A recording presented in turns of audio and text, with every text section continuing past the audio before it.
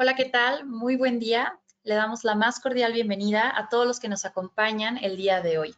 Estamos iniciando esta sesión de información exclusiva para nuestros clientes de NSF en América Latina y agradecemos la excelente respuesta que ha tenido la convocatoria para asistir al webinar del día de hoy. Les recuerdo que podrán enviarnos sus preguntas a través del chat que se encuentra en la parte superior derecha de su pantalla, ya que destinaremos unos minutos al finalizar esta sesión para responderlas. Para aquellos que se integran por primera vez a los webinars de NSF, les platico que NSF International es la Organización Global de Salud y Seguridad Pública sin fines de lucro comprometida con la salud y la seguridad del consumidor en todo el mundo. ¿Por qué elegir o por qué trabajar con NSF? Bueno, pues nosotros nos caracterizamos principalmente por nuestra expertise, integridad y confianza. A través de nuestros servicios y con más de 75 años de experiencia, colaboramos con diversas industrias alrededor del mundo para proteger los alimentos que consumimos, el agua que bebemos, el aire que respiramos y los productos que utilizamos. En el webinar del día de hoy hablaremos de los cambios en el código SQF en la versión 9. Y para ello nos acompaña Connie Briones. Connie es de nacionalidad mexicana, es ingeniero bioquímico en alimentos con maestría en ingeniería administrativa. Cuenta con 19 años de experiencia en la industria de alimentos en distintos giros como cereales, vegetales, grasas y aceites, secados por aspersión, mezclados en seco, lácteos, productos enlatados y esterilizados, entre otros. Cuenta también con experiencia en implementación de sistemas de calidad, impartición de entrenamientos y conocimiento de protocolos acreditados como FSSC 22000, ISO 22000, SQF, BRC y auditorías acreditadas. Connie es también auditora SQF con 17 categorías aprobadas. Hoy en día, Connie es Audit Team Leader para programas acreditados en NSF. Bienvenida, Connie, y muchas gracias por acompañarnos el día de hoy. Muchas gracias, Andy. Me da mucho gusto estar el día de hoy con ustedes. Y bueno, como parte de la agenda, vamos a presentar cuáles son los cambios de los más importantes de la versión 8.1 hacia la 9.0, así como partes del código, los principales cambios en la parte A, en los elementos del sistema, y este webinar se va a enfocar principalmente a los cambios en el módulo 11. También algunos cambios ya muy específicos de otros códigos, algo muy rápido, y al finalizar, como Andy les comentó, revisaremos algunas preguntas. Y pues bueno, vamos a comenzar. Quiero mencionar algunos de los objetivos del cambio de la versión. Y pues bueno, inicialmente los objetivos eran mejorar la estructura del código. Había muchas secciones con información duplicada y referencias en particular. Por ejemplo, ustedes pueden recordar el lavado de manos, que estaba en 3 o 4 cláusulas, y se trató de mejorar ahora en estos cambios para consolidar la información. También se tenía que cumplir con los requisitos de GFCI que se añadieron por ahí del mes de febrero, y SQF los integró en esta versión. Y bueno, por supuesto, se tuvo la oportunidad de contar con las aportaciones de las partes interesadas que se estuvieron recopilando y se incluyeron mediante esta consulta que se hizo, donde todos podíamos participar. Y entonces, bueno, el objetivo general de esta versión es tener una auditoría mucho más enfocada, tener mejores resultados y reportar los hallazgos que hubiera, pues, en los resultados de SQF. Se hicieron muchas mejoras y lo que se hizo fue revisar los códigos y se evaluó cómo se podían optimizar y enfocarse en el riesgo de la industria. También se revisaron las diferentes categorías del sector de alimentos, como ustedes pueden ver aquí en la diapositiva. Por ejemplo, el procesamiento de carne con el sacrificio de animales, se buscó tener un código mucho más optimizado, y las mejoras están ahí pues para añadir valor justamente. En la parte izquierda podemos ver los códigos de la versión 8.1, que en total eran 8, y en la parte derecha los códigos de la versión 9, que ya con el código de calidad ahora se integran como 12 códigos. Los códigos primarios fueron divididos en 3 códigos, que fue la parte de ganadería, acuacultura y agricultura, ¿no? En toda la parte de vegetales. Cada uno está representado en su propio código. Tienen igual sus partes de elementos del sistema que ya conocemos, esto para mejorar y absorber los riesgos de la industria. Y tenemos todavía categorías del sector de alimentos, por ejemplo, matanza de los animales, procesamiento de carne, otros como suplementos alimenticios, alimentos para mascotas, pero ahora cada uno está en su propio código. Por ejemplo, la categoría 32 para alimento para mascotas y alimento animal, bueno, ya el alimento animal está en la 34. Y en el código de manufactura tenemos una mejora para el alcance de la industria. Los almacenes también están en un solo código, al igual que los materiales de empaque. Se eliminó el preenvasado de productos módulo 10 y ahora se incluye como productos de producción primaria. El procesamiento de productos de origen animal, mascotas, alimento para animales, se eliminaron, como bien decía, en el código de fabricación y están separados. Para otros códigos, como lo de Food Retail, Food Service o el programa de fundamentos, hay mínimos cambios. En realidad se van a actualizar hasta finales del 2021. Y bueno, aquí lo que podemos ver es que además de todo hubo un cambio muy significativo en la parte visual del código. En realidad ahora tienen una presentación mucho más amigables, una mejor apariencia, y todo esto se revisó con la finalidad de que fuera más fácil de leer. Si ustedes ya tuvieron oportunidad de hojear alguno de ellos, podrán darse cuenta que el tamaño de letra incluso es más grande, hay más espacio y hay una nueva y mejor apariencia y como también un mejor orden. Los códigos se reestructuraron y dividieron en varios códigos para que los riesgos de cada sector fueran específicos de cada industria y así pues bueno, tenemos el código de producción primaria que como mencionamos en la otra diapositiva se dividió en 3 nuevos, que es agricultura, ganadería y acuacultura. Luego está el de manufactura que se dividió en 5 códigos, donde están suplementos dietéticos, productos de origen animal, alimentos para mascotas, estos dos como nuevos, alimentos para animales, que es el Fit Food, y la manufactura, y en la manufactura de alimentos quedaron el resto de las categorías, de la nueva la 22 y la 25. También está el de almacenamiento y distribución, retail y materiales de empaque que no sufrieron cambios importantes y bueno, son 3, los 3 últimos. Y el código de calidad ahora se indica como aplicable a cualquier protocolo, este es uno de los cambios, a cualquier protocolo aprobado por GFSI y es aplicable entonces a todos estos códigos. Antes solo se aplicaba a algunos. Y bueno, ahora vamos a ver los cambios que se realizaron en la parte A del código. Y bueno, una muy importante, y quizá es de los más importantes, fue que se cambió la puntuación en las no conformidades mayores. Las no conformidades mayores ahora se calificarán con un demérito de 5 puntos en lugar de 10 puntos.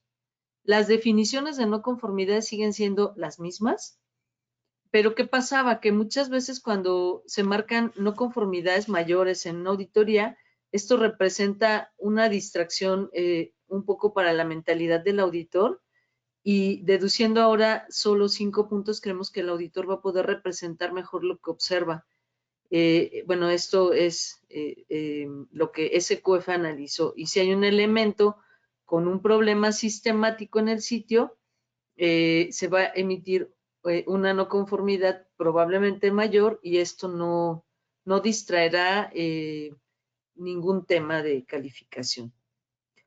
Otro cambio importante es que se eliminó la auditoría de escritorio para las auditorías de certificación inicial, es decir, pues no va a existir. Ahora los organismos de certificación todavía podremos realizar estas evaluaciones documentales, pero previo a la auditoría de certificación inicial, y va a depender también del sitio si quiere realizarlo. Algo importante es que se incluye el término de auditorías remotas en el código como parte de las auditorías en el sitio. Básicamente se maneja el concepto de auditoría combinada o blended audits. La auditoría en sitio, la auditoría va a tener una parte remota y una parte en sitio, y el tiempo máximo entre una y otra debe ser máximo 30 días posteriores a la auditoría remota. Ambas auditorías, además, deben realizarse dentro de la ventana de auditoría. Esta modalidad no es aplicable a auditorías de certificación inicial y tampoco a auditorías no anunciadas. Y las actividades que pueden hacerse en la parte remota, pues es revisar documentación, pero también puede llegar a utilizarse alguna tecnología de información, incluso algún dron si es necesario para revisar algo. Aquí no se observa en el slide, pero si notaron la tabla de duración de auditoría, tampoco ya existe. El código trae una serie de pasos que te van llevando de la mano para desde definir tu alcance hasta programar la auditoría. Y esta tabla se eliminó, sin embargo, pues sigue siendo una referencia a la anterior, y la duración mínima debe ser de 2 días. Esto como un requerimiento de GFCI, y esto pues obliga a los sitios y a los organismos de certificación a establecer un diálogo y que se dé valor a esos 2 días mínimos. Sin embargo, es importante que sepan que pues se va a tomar en cuenta el tamaño de la instalación, el número de empleados, la complejidad de procesos, el riesgo también per se del producto, y la duración de la auditoría debe garantizar la cobertura de todo el sistema. Algo también es que se incluye una aclaración sobre las actividades cuando un sitio ha sido suspendido o no aprobado. Viene incluso una tabla, esto viene en la parte, en el paso 13 del código. Esta tabla es una que le llaman de si pasa esto, entonces los pasos a seguir son estos. Esto para que el sitio pueda entender mejor los pasos a seguir y cumplir con las mejores prácticas. Recuerden que el código pues está hecho para las plantas como tal. Y bueno, ahora vamos a revisar la parte de elementos del sistema. En esta parte de elementos del sistema, como ya habíamos mencionado, se eliminaron del alcance del código de manufactura los alimentos para mascota, el alimento para animales y los productos animales como tal. Y algo importante es que en referencia al practicante SQF, que viene en el paso 2 de los que les mencioné, que es designar a un profesional SQF, se agregó, si bien ya desde la versión, desde las versiones anteriores, se estipulaba que hubiera un backup para los puestos claves, y sabemos que el profesional SQF es uno de ellos, ahora se enfatiza que debe haber una alternativa en ausencia del profesional SQF designado, un backup que cuente con las mismas competencias y conocimiento para poder desempeñar ese papel. El código de inocuidad alimentaria de manufactura de alimentos, entonces requiere que, haya un profesional por cada sitio debidamente calificado, porque esta persona supervisa el desarrollo, la implementación, la revisión, el mantenimiento del sistema, incluido pues los elementos del sistema, las buenas prácticas, los planes de inocuidad, y entonces ahora se debe tener más de un profesional. Este miembro alternativo igual debe estar designado y tener las mismas competencias que el titular. El rubro de cultura de inocuidad fue agregado y fue incluido por GFSI, entonces SQF se alineó a esto y entonces hoy en día SQF está trabajando con guías mucho más detalladas que les puedan dar les puedan ayudar a tener una mejor visión de cómo se debe implementar esto y también cómo va a ser auditado. La cultura de inocuidad ayuda a tener una mejor eficiencia operativa, lo sabemos, y esto ayuda a las plantas a entender cómo está su planta contra la visión de la empresa. ¿Qué hacen los empleados cuando no están siendo observados? Si continúan con esa misma visión bien fundamentada de emitir al mercado alimentos inocuos. El compromiso por la dirección obviamente es el pilar, sin este no se puede tener una cultura de inocuidad y los sitios deberán de percibir una mejora, el personal también se va a sentir parte de un equipo que es valorado y en las auditorías pues seguramente habrá temas a revisar como la capacitación que están presupuestada, todo en pro de la inocuidad, cómo se está comunicando a los empleados, la visión, los objetivos, cómo se publican, cómo se garantiza que todos son responsables de la cultura de inocuidad. Acá va a ser un tema mucho de valores, conductas, de actitudes, de creencias que se comparten y se comprenden por el personal. Seguramente habrá objetivos, KPIs de mejora continua que se puedan estar midiendo y un plan. Y bueno, hay que considerar esto, por ahí en una plática nos decían como una travesía, no como un destino, como básicamente como un journey de mejora continua.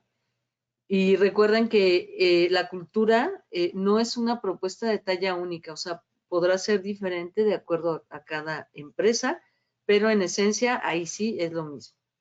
Y bueno, también está el tema de acciones correctivas. Acá lo que se habla es que, bueno, se tendrán que tomar las medidas correctivas adecuadas para cada no conformidad identificada por el auditor y bueno, ya las acciones correctivas pues serán las acciones que se toman para eliminar la causa de una no conformidad detectada y sobre todo prevenir su repetición. Y bueno, por ahí si tienen oportunidad revisen el glosario, el cual también está modificado, las definiciones son las mismas, pero han sido revisadas y mejoradas. Y bueno, acá va a ser necesario enviar evidencia de sus acciones correctivas al auditor, que pueda ser revisada, verificada y cerrada en el plazo de los 30 días calendarios posteriores a la finalización de la auditoría. Y bueno, si estas no son cerradas dentro de los 30 días, el organismo de certificación podrá no podrá certificar el sitio y deberán volver a solicitar la certificación. Y bueno, algo muy importante también es que se dio es la reducción de cláusulas. Sobre todo, en esta versión se enfocaron a revisar cuáles podrían estar duplicadas para eliminarlas y dejarlas en un solo lugar, de tal forma que los módulos se redujeron en un 34% y los elementos del sistema en un 15%. Y bueno, otros cambios que también se dieron fue, por ejemplo, en la cláusula 2, 3, 2, 4, que habla de, bueno, aquí se ha dividido en dos, en lo que es validación y verificación, ha habido una separación, de tal forma que estén separadas para que haya mayor claridad. Y ahora podemos saber, por ejemplo, cómo se han validado las especificaciones y, por otro lado, cómo se han verificado dentro del programa de proveedores. Lo que se buscó fue optimizar la forma en cómo estaban organizadas, básicamente. En la cláusula 2343, por ejemplo, queda la verificación, donde ahí algún muestreo pueden ser incluir certificados de conformidad, de análisis, de pruebas, y la frecuencia, bueno, será establecida por el sitio. En lo que es la 2325, que también es referente a proveedores de materias primas, básicamente aquí lo que se pide es que los proveedores notifiquen al sitio los cambios en la composición del producto, sobre todo los que podrían tener un impacto en la formulación del producto. Un ejemplo, contenido de proteínas, humedad, perfiles de aminoácidos, niveles contaminantes, un alérgeno.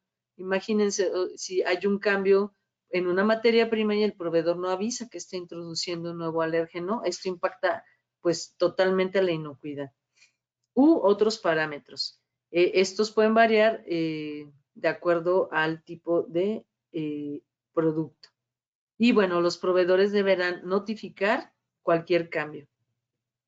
En la cláusula 242, que es muestra, inspección y análisis de producto, este es un tema importante y que si bien ya estaba en las versiones anteriores, ahora se está tratando de tener mucha claridad.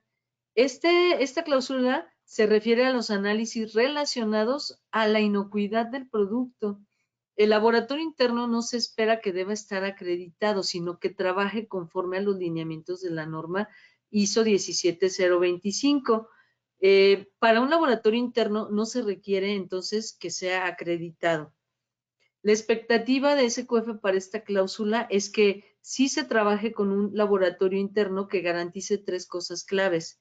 Una, que trabajen conforme a las buenas prácticas de laboratorio, que éstas estén implementadas. Por ejemplo, parte de las BPLs es tener un manual con las técnicas referenciadas a normas, a métodos oficiales, que haya planes de entrenamiento, calibración, etcétera. Otra, que se trabajen con métodos reconocidos y estos estén validados. Y esto se puede demostrar, por ejemplo, correlacionando los resultados con un laboratorio externo acreditado y demostrando que los resultados son los mismos. Esta sería una forma de. Otra, la parte clave 3, es que las personas que realizan los análisis demuestren competencia y estén capacitadas. Por ejemplo, al menos una vez al año, realizar un análisis de eficiencia que garantice la repetibilidad y reproducibilidad de los resultados con una confiabilidad determinada de acuerdo a los estándares para análisis, ¿no? También otra cosa importante es la toma de muestras. Se debe garantizar que la toma de muestras sea adecuada, porque a veces, o sea, puede ser que quien hace el análisis no sea quien toma la muestra y las muestras se toman a lo mejor en la línea de proceso y si ese personal no está bien capacitado se puede alterar el resultado. Por eso es tan importante también incluir a esas personas, quienes sean, a estos programas de capacitación. También es importante entender que todos los análisis que sean críticos para la inocuidad es lo que se debe considerar. Y en caso de que ustedes trabajen con un laboratorio externo, este debe estar acreditado con la norma 17025 y se debe tener la evidencia de esa acreditación y además de que las técnicas que ustedes están solicitando son también parte de esa acreditación, porque no necesariamente todas las técnicas en un laboratorio que está acreditado están de igual forma en el alcance. Entonces, ustedes tendrán que asegurarse de eso. Si también a veces un laboratorio cuenta con otras sucursales y en determinada ciudad, a lo mejor ahí enviamos la muestra y no lo hacen en ese laboratorio, lo envían a otro, pero el otro no tiene la norma que nosotros estamos enviando dentro de su scope de acreditación. Entonces habrá que revisar toda esa parte. Para empresas, por ejemplo, de materiales de empaque en contacto con alimento, un ejemplo de análisis importante serían los estudios de composición del material como tal, o en materiales impresos, la migración de tintas. Y este requisito aplica si va relacionado a la inocuidad de productos. No aplica en calidad a menos que esté relacionado, por ejemplo, si determina un pH que tiene que ver con un PCC. Y bueno, continuando con los cambios, aquí, bueno, tenemos que en la cláusula de la 2472, bueno, sabemos que hoy en día hay una cantidad importante de retiro de productos debido a un mal etiquetado. Entonces es importante revisar que la etiqueta correcta está en los productos de forma correcta. Es importante asegurar que sea lo que se ha aprobado por la planta. Entonces, ahora lo que se incluye es que la liberación del producto debe incluir un procedimiento para confirmar que las etiquetas del producto cumplen con la legislación alimentaria que se aplica en el país de fabricación, así como en el país destino o países de uso o venta. Y si el producto está empaquetado o distribuido a granel y sin etiqueta, la información debe estar disponible para informar a los clientes y consumidores de los requisitos para que se use de forma segura. Y bueno, aquí cabe mencionar el ejemplo que ya conocemos, alérgenos, ¿no? Y bueno, también la cláusula 264 se movió y recae mejor en la sección de gestión de crisis, que es ahí donde hacen pues todas las pruebas de retiros de producto, etcétera, ¿no? Entonces, queda mejor, se consideró que queda mejor en esta sección de trazabilidad y gestión de crisis, ahora llamada así en la 2.6. En la 271 y 272, este es un ejemplo de optimización en conjunto. Por ejemplo, aquí se tenían que asegurar que en la evaluación de amenazas se integren todos los elementos entrantes que pasan por las diferentes listas de comprobación y por lo tanto se hizo un solo requisito en 2.7 que dice Food Defense y Food Fraud. En 2.7.1 queda defensa del alimento, que además es obligatorio, y Food Fraud en 2.7.2, que también es obligatorio. Y en la cláusula de entrenamiento, este fue un buen esfuerzo de consolidación. Se tenían 7 subelementos y ahora solamente hay 2 subelementos. Se añadieron un par de puntos adicionales de capacitación, por ejemplo, como monitoreo ambiental y la parte de alérgenos como capacitaciones.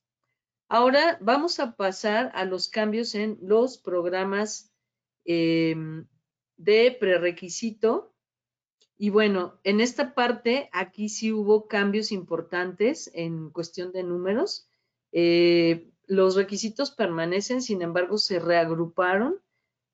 Aquí se incluyeron todos los requisitos del código referente a ubicaciones, instalaciones y, por ejemplo, se incluyó todos los requisitos de materiales de construcción, que algunos estaban en diferentes cláusulas como en la 11.2, 11.3, 11.8, y todo se consolidó en la 11.1 en ubicación y locales del sitio para que todo estuviera en instalaciones.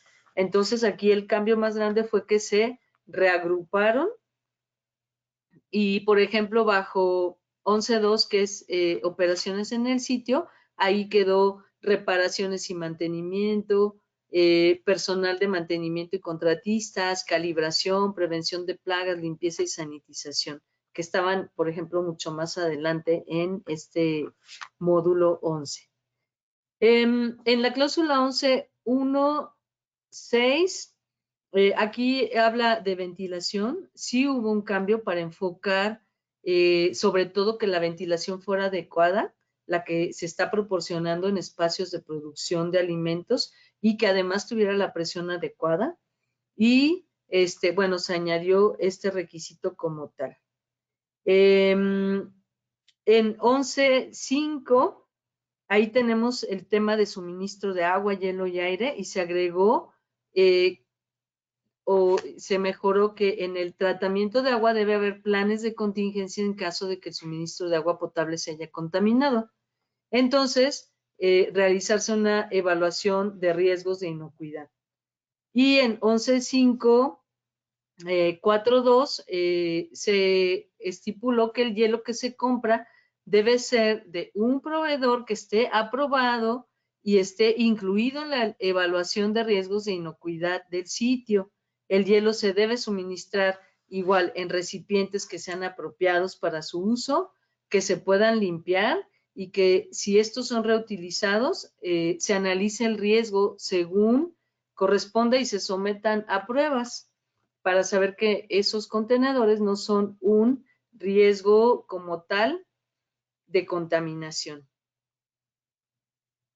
Y bueno, en esta cláusula 11.6.1.2, esta cláusula básicamente es para cumplir con las buenas prácticas de manufactura que son requeridas por GFSI para garantizar que todos los materiales se reciben y se almacenan adecuadamente para evitar riesgos de contaminación cruzada.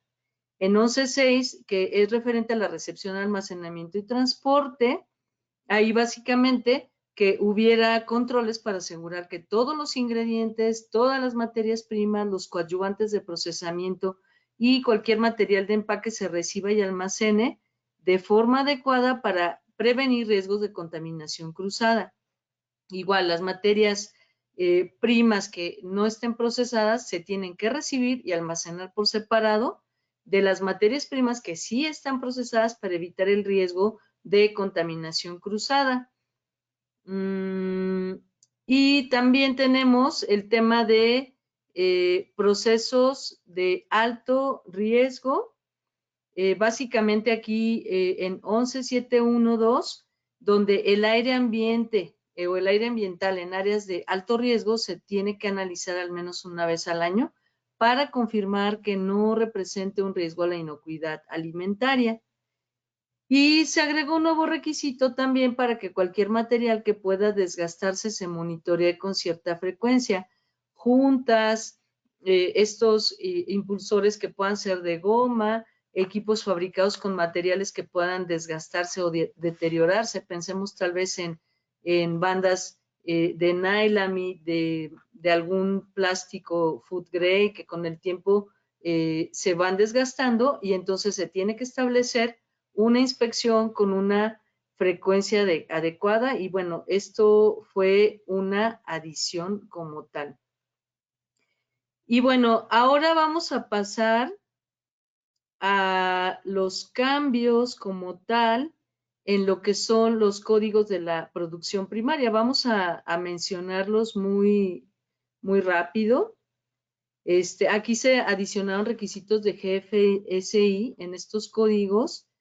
Por ejemplo, en la producción primaria de plantas, se incluyó, por ejemplo, el poder tener una licencia y una revisión del proceso para plantas e híbridos, y se utilizó el HACCP aplicado como tal a plantas, el tema de acciones correctivas y preventivas, para todo el tema de vegetales. También se agregó el monitoreo ambiental para plantas y agricultura en la parte interior y se agregó el cumplimiento de etiquetado para productos químicos para la calidad del agua, contaminación cruzada de visitantes y diseño del sistema de desechos. También este tema de requerimiento de CAFO se agrega para las verduras de hoja verde, que es lo de operación de alimentación animal concentrada y que va relacionada con también el tema de agua, y se añadieron procedimientos de operación estándar para productos vegetales. En el tema de ganadería, ahí sí no hubo muchos cambios. Y bueno, para este código de alimento para mascotas se tenía como obligatorio el tema de alérgenos. Y pues, ¿qué pasaba? Que pues muchas veces, o la mayoría de las veces se ponía que no aplicaba, ¿no? Pero se tenía que contestar y revisar. Ahora se cambiaron los alimentos por alimentos con identidad preservada. Esto identifica mejor cuáles serían los peligros para las mascotas. Y, por ejemplo, un producto etiquetado como libre de granos, bueno, ya ahí se decidirá si se puede o no consumir por la mascota. Y también incluye requisitos de alérgenos, pero no obligatorios.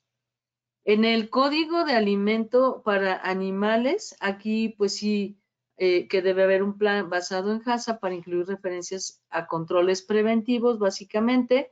Se elimina la referencia CIP por ser irrelevante. De igual forma se eliminó la de evaluación sensorial, la de hielo, por ser irrelevante para este código.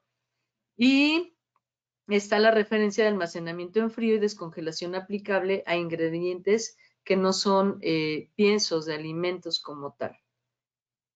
Y bueno, después tenemos los cambios en los códigos de almacenamiento y distribución. En este código y también en el de materiales de empaque, lo que se hizo fue enfocarse más en el lenguaje más personalizado de acuerdo al código que estamos hablando.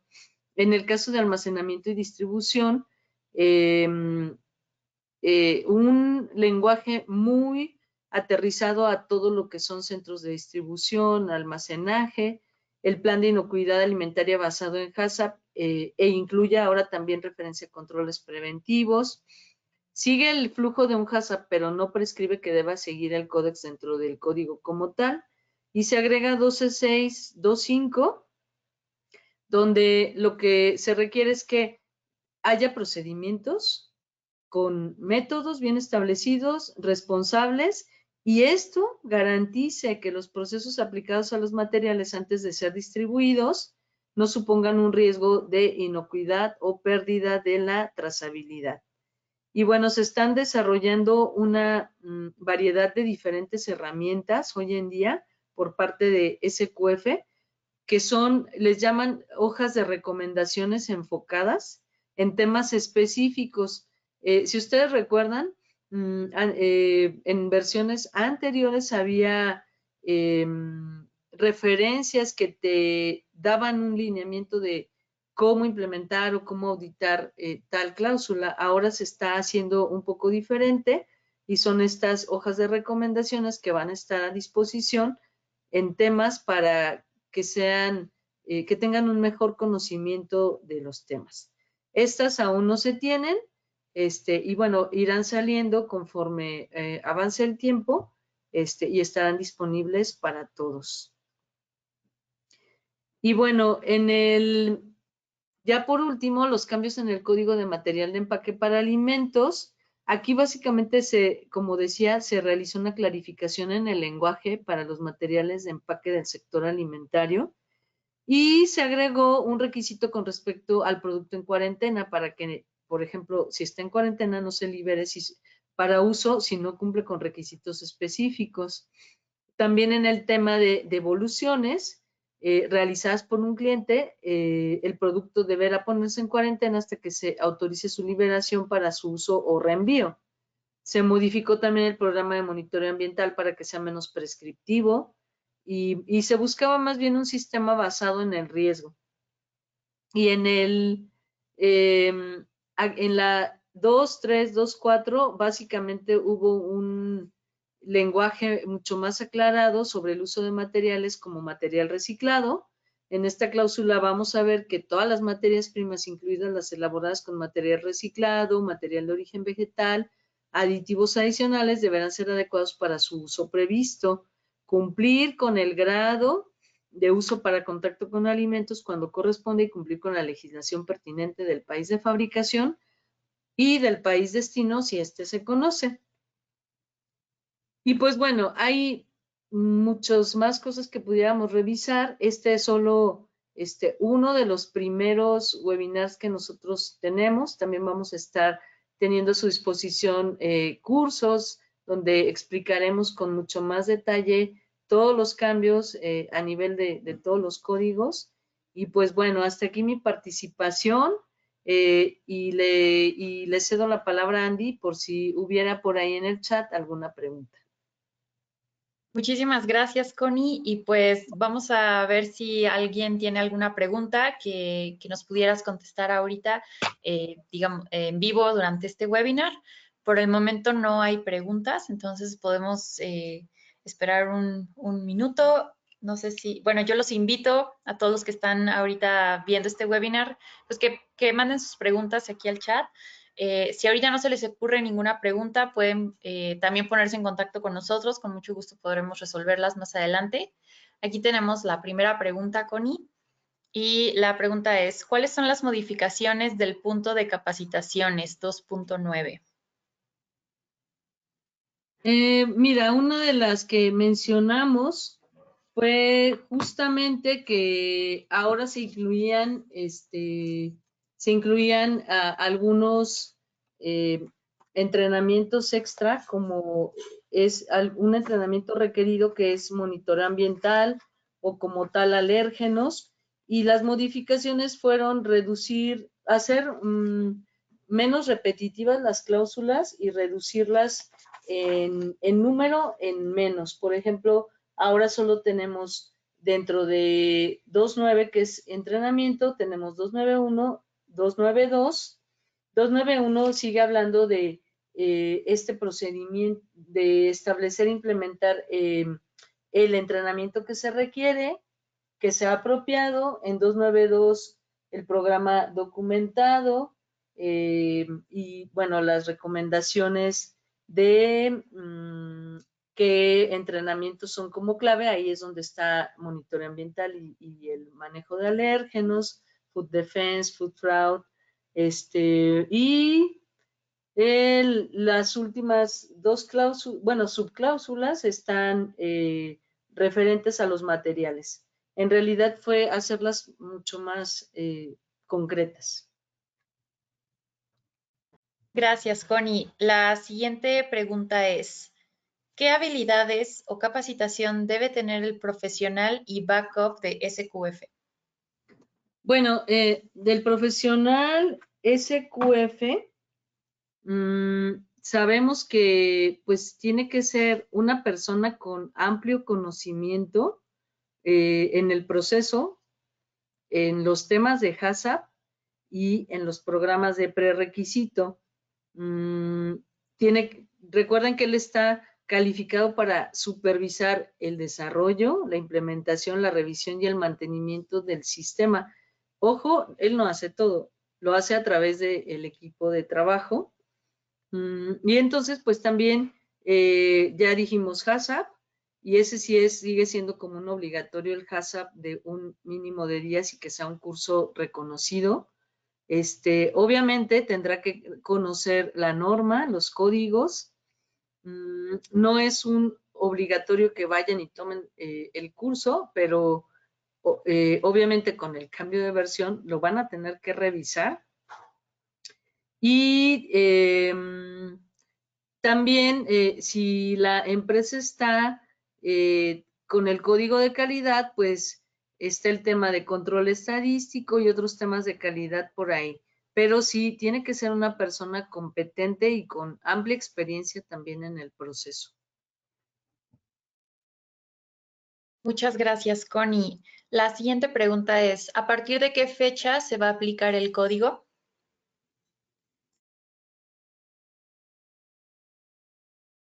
Sí, mira, la fecha para que entre en vigencia es hasta el año que entra en mayo.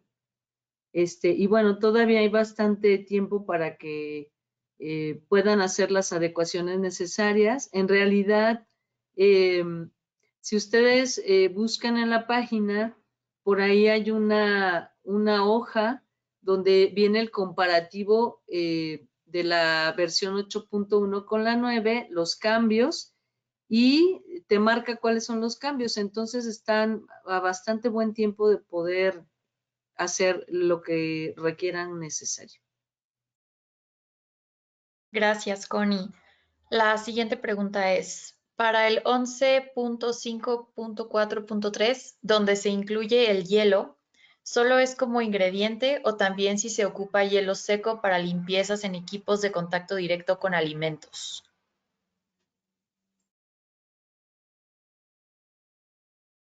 11.5.4.3, mira, lo que el código habla es ahí de las áreas donde se genera el hielo y los contenedores, en esa cláusula en específico, que deben estar construidos por materiales que no representen a un riesgo como tal. Y obviamente habrá que hacer el análisis de riesgo dependiendo del uso que tú le vayas a dar. Hay quienes lo utilizan en contacto con el alimento y hay quienes no.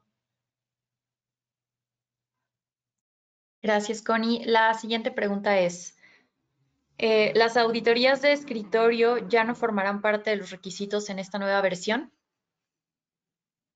Así es, no formarán parte, sin embargo, si tú hablas con tu casa auditora y se cree necesario que haya una auditoría de escritorio para una certificación inicial, puede llevarse a cabo previo a la auditoría de certificación, que obviamente no sería como una auditoría oficial, como parte de la certificación, es separada, ¿no?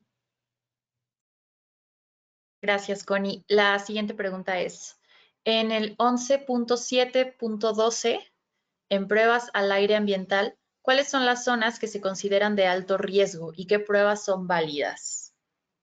Mira, esta es una pregunta muy abierta porque pues va a depender del proceso de los productos. Si tú quieres una mejor línea para saber si tu si tu producto es de alto riesgo, recuerden que en la parte casi final del código están las tablas donde viene la categoría, donde vienen todas las categorías y siempre te pone ahí si puede ser un producto de alto riesgo, y hasta ejemplos, ¿no? Para que tú puedas determinar. Entonces, aquí pues tendrás que hacerlas, estas pruebas ambientales, especialmente en áreas de alto riesgo. No sé, productos de entrada, alguno ready to eat, alguno que esté expuesto, no lo sé, va a depender de qué sector estamos hablando. Ok, gracias, Connie. Aquí tenemos otra pregunta relacionada con el hielo. En el punto 11.5.4.2, me aplica si se utiliza en producto terminado ya previamente envasado. No me es muy clara la pregunta, pero mira, en 11.5.4.2 habla de hielo que si es comprado debe ser de un proveedor aprobado, y que se incluya en tu evaluación de riesgos como un proveedor como tal. Y habla también de que igual, si tú lo compras, debe ser proveído en contenedores apropiados que sean fáciles de limpiar, obviamente de un material también apropiado, y si son reutilizados, también sean analizados, ¿no? Para su uso apropiado. Ok, gracias, Connie. La siguiente pregunta dice, ¿el cambio en la cultura de inocuidad afecta directamente a la política de calidad? Sí, fíjate que algo que se ha discutido por ahí en diferentes foros es que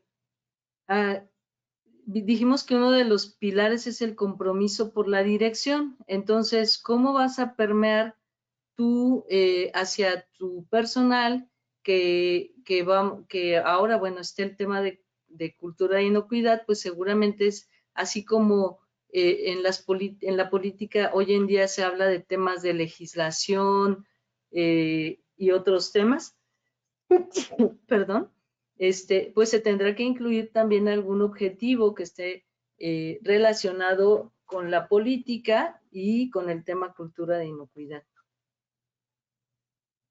Gracias y salud, Connie. Gracias. La siguiente pregunta es, sobre el tema de COVID-19, ¿en qué sección se incluirá el nuevo código y qué alcance tendrá? En realidad, el tema de COVID-19 no es un tema de inocuidad. Por ahí en algún otro webinar que impartimos explicábamos que para las plantas de alimentos muchos de los elementos que ya están hoy como programas establecidos y robustos en las plantas iban a ser muy útiles para prevenir el contagio. Como tal, puede ir como un escenario, ¿no?, de crisis. Por ejemplo, yo creo que casi nadie tenía incluido ese escenario de pandemia en los escenarios de crisis. La mayoría eran como inundación, terremoto, no sé, asaltos, paro por alguna huelga, y ahora pues prácticamente es casi una obligación incluirlo porque nos ha afectado a todos sin discriminar a nadie. Nada más casi ahí, y los auditores hoy en día pues revisan el tema manejo de crisis y estás revisando pues qué hizo la compañía y qué está haciendo, porque esta es una situación que estamos viviendo para evitar contagios, sobre todo porque esto que te puede afectar si tienes contagios y luego falta de personal y luego además ese personal resultó que era toda tu cuadrilla que monitoreaba los PCCs, pues puedes poner hasta ya en ese extremo en riesgo la inocuidad del producto si no tomas previsiones también con tus backups o si ya te ves en un tema complicado, ¿no?, de poder mantener tu sistema. Muchas gracias, Connie. Tenemos unas 2 últimas preguntas más. Te voy a leer la penúltima. Esta es, ¿todos los manuales de laboratorio interno deben estar en cumplimiento con la NOM 17025?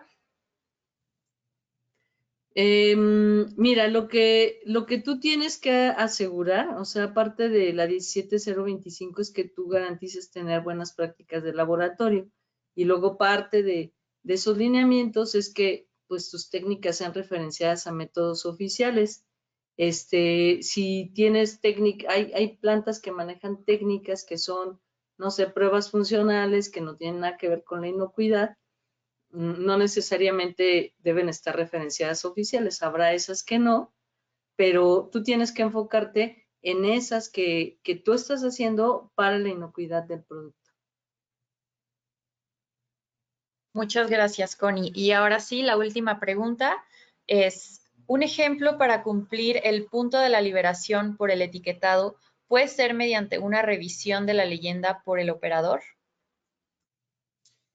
De la leyenda, bueno, pensemos, a ver, normalmente las compañías tienen alguna parte de su personal, alguna área de su personal dedicada al diseño y revisión de etiquetas, no sé, algún área de servicios técnicos que esté verificando que las leyendas vayan en orden, que si es un ingrediente mayor vaya, en ese orden, o que el contenido de peso, o lo que sea. Ese tema creo que es un poco de contar con una buena preparación, y hay otros que contratan a oficinas que se dedican al diseño de etiquetas y que te garantizan que están con la legislación.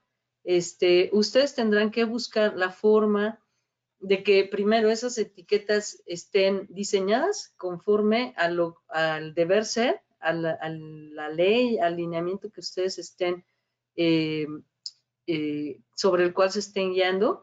Y segundo, una vez que llegan a la planta, para evitar errores habrá que tener muchos otros más controles. Por ejemplo, se me ocurre etiquetas obsoletas, a veces guardamos alguna que ya no está en uso porque cambió, pero no nos deshicimos de esas etiquetas obsoletas, y puede ser que alguien las tome si además no hay un buen control para que estén retenidas, ¿no? Mecanismos habrá muchos. Si tú consideras que un operador bien capacitado, bien entrenado puede hacer esa función, la podrá hacer, sí, un analista o alguien, pero aquí el mensaje con esta, este énfasis en esta cláusula es justamente por eso, porque hoy en día se tienen muchos retiros de producto relacionados con mal etiquetado, porque les falta alguna información. Muchísimas gracias, Connie. Y pues bueno, con esto damos terminada la sesión de preguntas y respuestas. Ya no tenemos más preguntas. De todas formas, si alguien llegara a tener alguna otra pregunta, los invito a que se pongan en contacto con nosotros. Aquí están los contactos de todas nuestras oficinas.